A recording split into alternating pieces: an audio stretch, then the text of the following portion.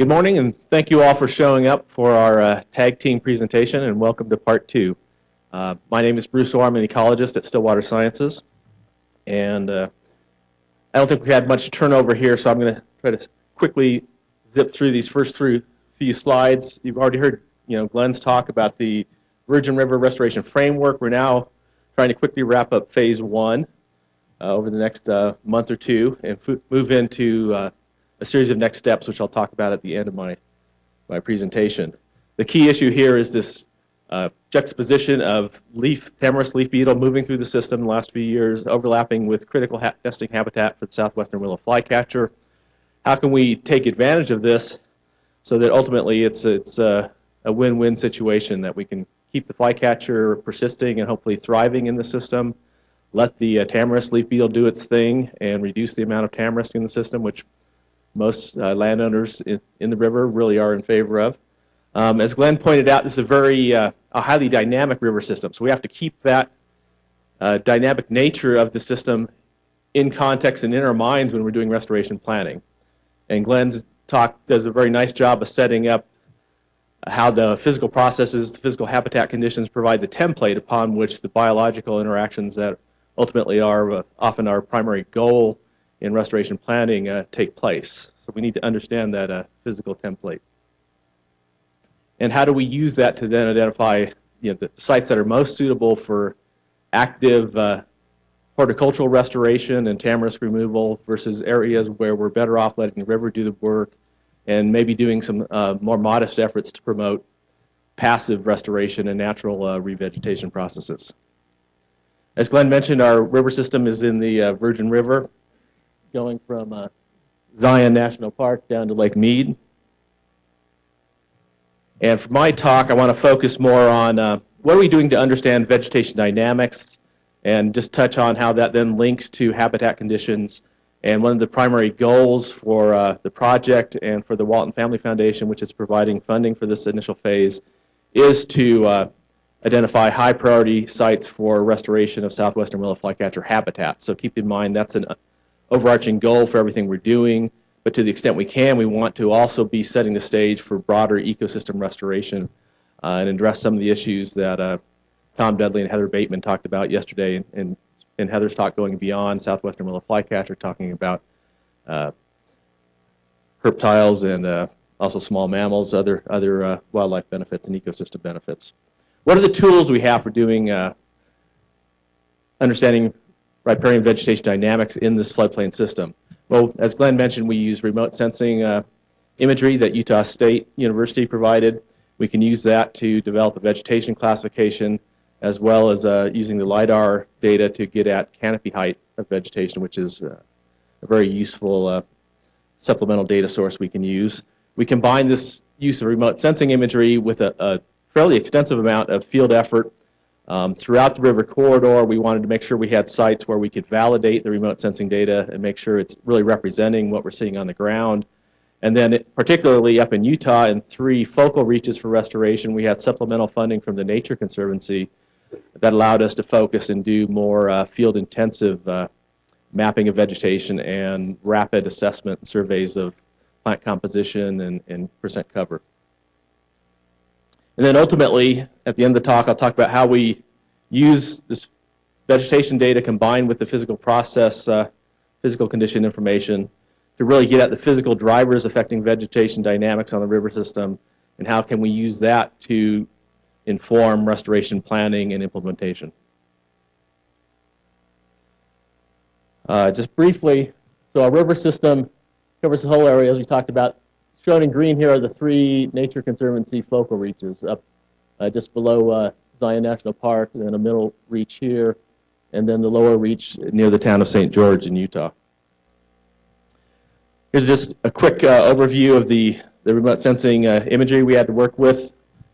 On the left side, you can see the multispectral image for a reach or sub-reach.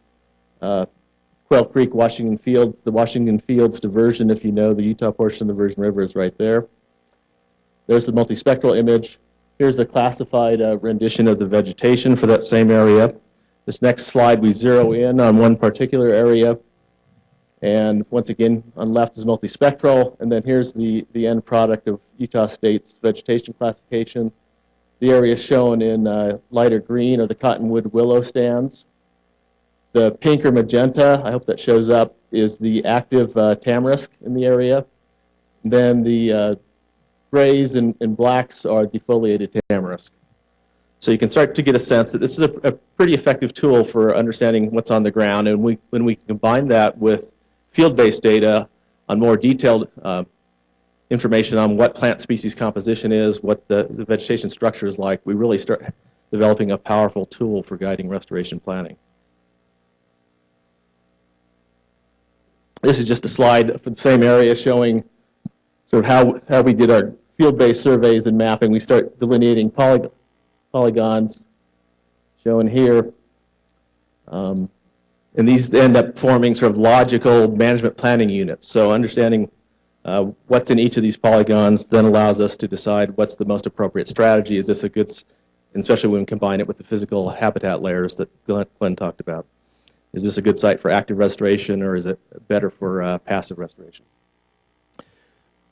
Also, as once we've defined these polygons, we can zero in on them and do some of the GIS overlays with the other data available. In this slide, I've delineated 4 different polygons. This is back to that Reach 2C near Mesquite, Nevada, the Hughes Middle School restoration site that Glenn talked about.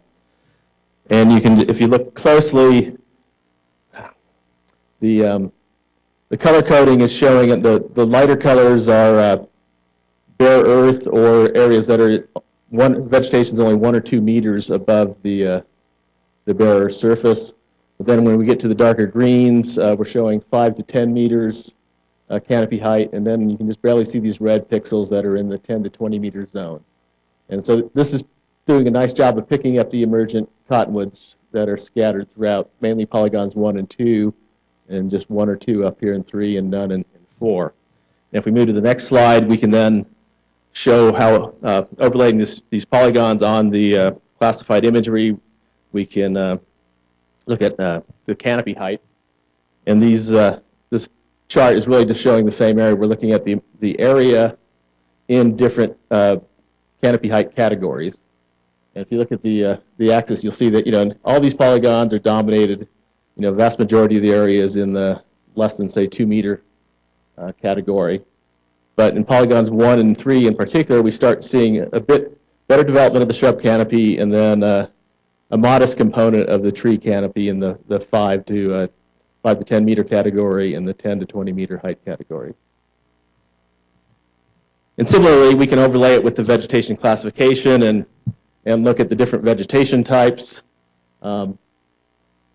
This brown color is tamarisk, and it's very clear that tamarisk is dominating all 4 polygons.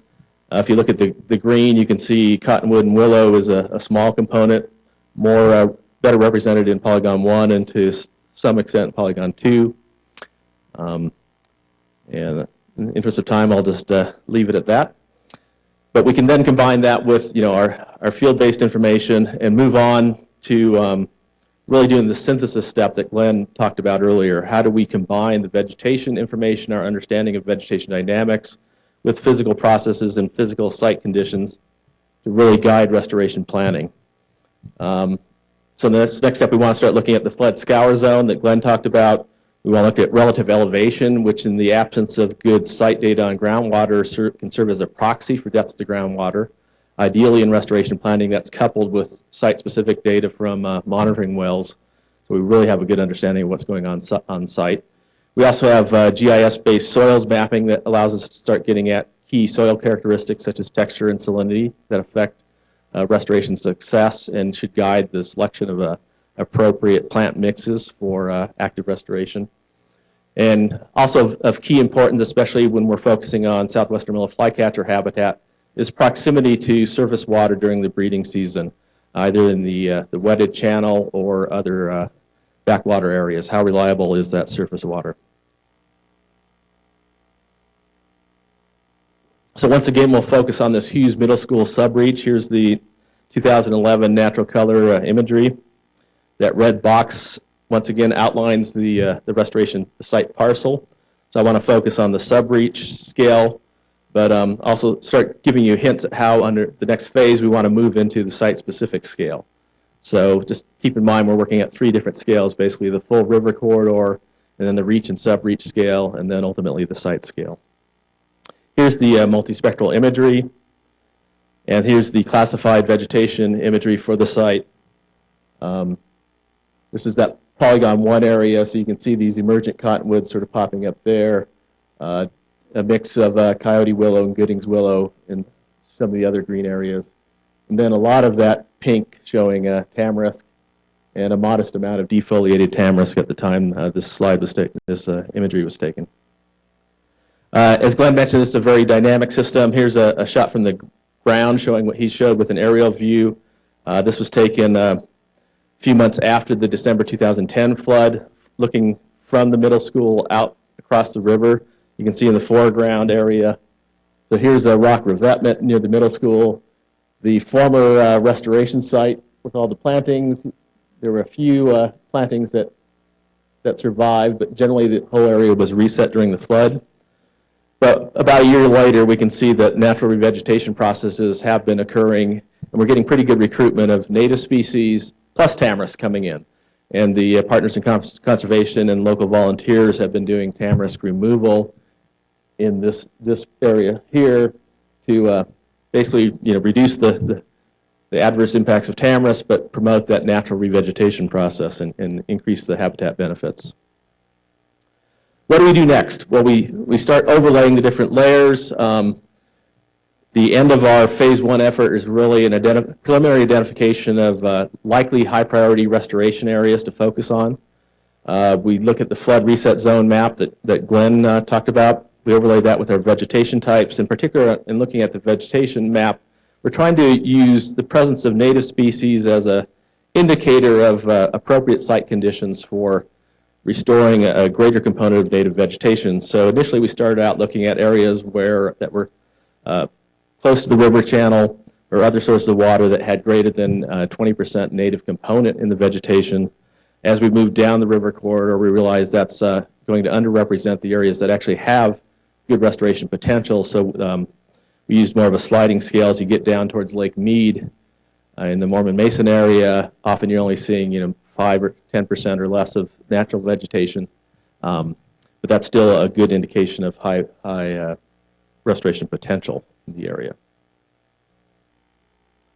Here's an example of the map for the Hughes Middle School area. The areas in green are showing those sites where active restoration is most likely to provide benefits. They're outside of the major flood reset zone, and based on the other characteristics we're looking at in this broad brush core screening area, they look like they have relatively high potential for restoration. We've done this throughout the river corridor. This slide shows the lower river from Littlefield, Arizona here down to Lake Mead. The green are showing polygon outlines of this first cut at priority restoration areas. You get a sense of the distribution of them. The next step is to start looking at what do we know about existing nesting sites and habitat for southwestern willow flycatcher. How do those overlap with our high priority restoration zones? We definitely want to make sure we're providing good habitat adjacent to these known occupied flycatcher areas so that we, as the tamarisk beetle moves through the system, we provide good native habitat coming up in surrounding areas so the flycatchers can shift. We also want to look at areas that might be really depauperate of native cottonwoods and willows right now. Unlike many river systems, due to the extensive invasion of tamarisk in the system, there are reaches where there are so few cottonwoods and willows that the potential for natural revegetation is severely limited by the lack of source trees and seeds. So what we've developed, what we're calling the propagule island restoration strategy. And the idea here is that in certain areas, we want to make sure scattered throughout the river at relatively regular intervals, we use active restoration to restore patches of native cottonwoods and willows so there is a seed source. So when the next big flood comes through and combine that with the tamarisk leaf beetle, we then are doing everything we can to promote natural revegetation, passive restoration at a very large scale. That's all I have time to talk about, but this slide just gives you some idea of what we're thinking. We need to give this more attention in terms of exactly where would these sites be, but the arrows indicate sort of an idealized version of the distribution. We'd want these sites scattered pretty systematically throughout the whole river corridor. Okay, where are we in terms of the next steps for our ecohydrology assessment? As we mentioned earlier, we're trying to quickly complete phase 1 over the next month or two. We've identified the flood reset zone, and as Glenn mentioned, distributed that information to interested stakeholders. We're wrapping up the first cut at this high priority restoration site identification and getting that information out. And then, as I'll talk about right at the very end, we're moving into a series of workshops with the key landowners and stakeholders in the area to move on to site-specific restoration planning. So next, I want to quickly go through a few example slides of how we start scaling down from that reach and sub-reach scale to site-specific planning. And as we do this, we have a variety of additional GIS mapping tools to get at various factors shown here, soils and depth of groundwater, proximity to flycatcher, occupied sites, things like that. And these are still sort of remotely sensed map tools are still zeroing in on the site scale, but ideally they're combined then with field collected data at those particular sites to give you a much more robust set of information to guide your site planning. One of the tools we have is relative elevation model that's derived from the LiDAR. In this case, essentially what you're doing is taking the ground surface elevation and subtracting the surface of the water in the channel. So basically, here's the main channel surface in 2011. The areas in purple show areas that are basically 0 to 0.5 meters above that low flow water channel. The areas in blue basically range from 1 to 3 meters above the water surface. So you can see a lot of these bar features are within that 1 to 3 meter zone, and that area that we've focused on by the middle school is in that zone.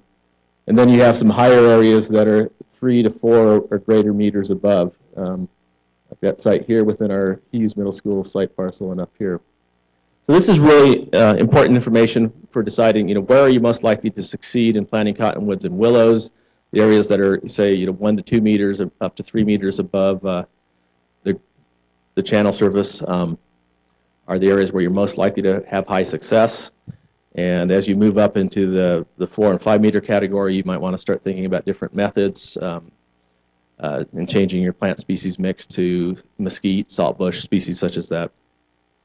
As I mentioned, in the absence of good data on groundwater, this serves as a good proxy to the depth to soil moisture and sort of the rooting depths you're going to have to be thinking about in getting your plants established. And we can calibrate this more carefully with just a few selected groundwater monitoring wells at each site, and then combine that to provide an even more valuable tool for site planning. We also have NRCS soil type data. We can use this to start extracting out information on soil texture, salinity, and other factors, nutrient composition, organic matter, things like that. But soil texture and salinity are really the factors we're focusing on most. As you've been hearing in some other talks and in the literature, there's a good association with those factors and restoration success, as well as the species mix that you want to be thinking about at a particular site. And once again, on the soils data, we have started collecting field samples of soils that are being analyzed. So as you start moving into your sub-reaches and sites that are going to be high priorities for restoration, additional data on soils is always valuable. So here's a summary slide showing where we're at right now. In phase 1, we've been focusing on this upper part, trying to identify these potential high priority restoration sites. As we move into phase 2, we're bringing in all this additional, more site scale information on soils, depth of groundwater, vertical changes that Glenn talked about, and the more detailed vegetation and structure and composition data, both from the remote sensing data as well as our field-based data collection, especially for those Nature Conservancy reaches up in Utah. But as we move into phase 2, we'd also be doing that level of field analysis on particular sites to make sure we really understand what's going on. And ultimately, at the end of this process, not only are we refining our prioritization for restoration sites, but we're providing the information that leads very directly into rapid site design and implementation. And here's an example at the Hughes Middle School site. In red's our parcel. Based on the information right now, we've been working with partners in conservation to help give them some initial restoration guidelines. Sites in 1 and 2 are those areas that are outside of the flood reset zone. So they're areas that are, well suited for active restoration that's not likely to be reset or wiped out by the next big flood event.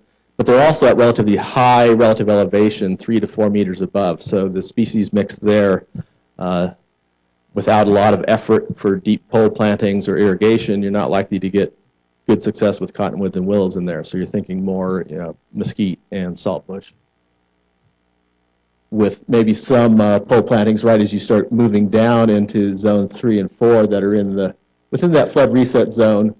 But we're seeing a lot of natural recruitment occurring right now. So the Partners in Conservation is doing some supplemental planting in that area to just get additional benefits. And based on our advice, the pole plantings for cottonwoods in particular would be occurring, on these margins here next to Site 1. Maybe at the base of that riprap, you might get a few trees that could survive the next big flood, then more down here. And this is a site that was selected for a variety of reasons to move ahead with restoration. It's not necessarily the highest priority site for southwestern willow flycatcher habitat. Looking at our preliminary results so far, you'd start thinking, well, maybe you'd be focusing up here or in these areas here, and that's part of where the next step of what we're doing. We're also trying to go beyond just the physical factors, as Glenn mentioned. That's been our focus. What are the physical environmental factors and the biological factors to drive restoration prioritization? But obviously, to move beyond that into actual implementation, there are a lot of other factors that have to be considered. Landowner interest, especially for flycatcher, we're concerned about having a reliable source of water. What are there water rights issues associated with that? Is it an ag return flow? How can we take full advantage of that? And as an example, we've been working with local partners and taking those factors into consideration. One of the sites that looks like it has very high potential that's being explored right now is the site just downstream a few miles from the Hughes Middle School site near Bunkerville, Nevada. And of particular interest, this site has an old oxbow channel coming through here, old side channel that still has surface water in part due to a beaver dam. So a lot of that was a flag for potential flycatcher habitat, and as I mentioned, it's being investigated fairly closely right now for the next phase. So we're wrapping up quickly on phase 1. Next step is to move into focused workshops this spring with some additional funding by the Walton Family Foundation. The plan is to have small sort of working sessions, meetings with key landowners and land managers to focus on their needs and their site-specific information to the extent they have it, plus our products, to really refine the sort of broad brush course restoration site prioritization we've done, to narrow down to sub-reaches and ideally to specific parcels that seem like they have the most likelihood of being moving into the implementation phase within the next year or so. And with that, I'd like to wrap up, and just one thing I wanted to mention before concluding is that we also are doing a very similar study that's just getting underway on the upper Gila River in Arizona, working with the Gila Watershed Partnership of Arizona. And if you know the reach, we're focusing right now in the area near the Safford Valley area from San Carlos Reservoir up to the Gila Box, about a 70-mile reach. A lot of folks have been involved in this. As I mentioned earlier, the primary funding is the Walton Family Foundation and also some from the Nature Conservancy in Utah, part of a much broader effort. And if you would like additional information, Glenn and I are around, as well as Tom Dudley and Matt Johnson are around today and tomorrow. You can also contact us via email or check for information on our website. Thank you.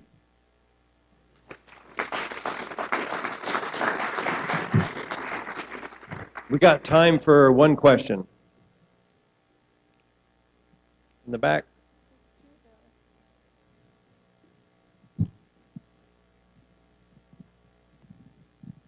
I have a rough understanding of what LiDAR is, but do you have to actually hire somebody to do that? And what are the costs? Yes.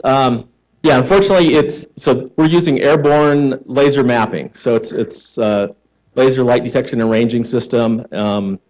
If you do it in conjunction with the remote sensing, as we did with Utah State, the incremental cost is relatively minor.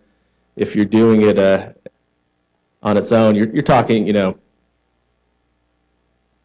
I think the total package was, what, $80,000 for the multispectral imagery, the color orthophotos, and the LiDAR for the whole river system. One more quick, we're good.